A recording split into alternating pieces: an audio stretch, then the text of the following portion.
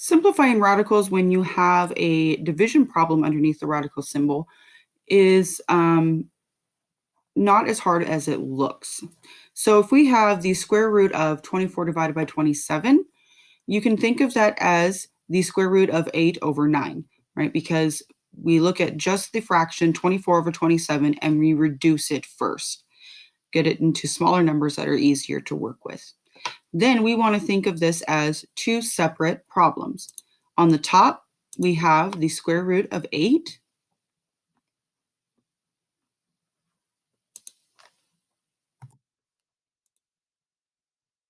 And on the bottom, we have the square root of 9.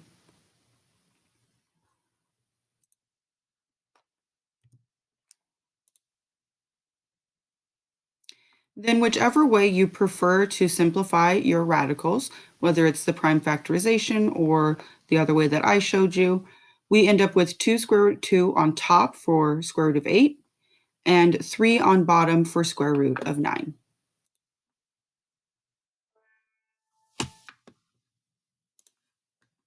And our study tip for today, if the radicand is a fraction, the thing underneath the radical, if it's a fraction, you can simplify it as you would a fraction outside of a radical expression.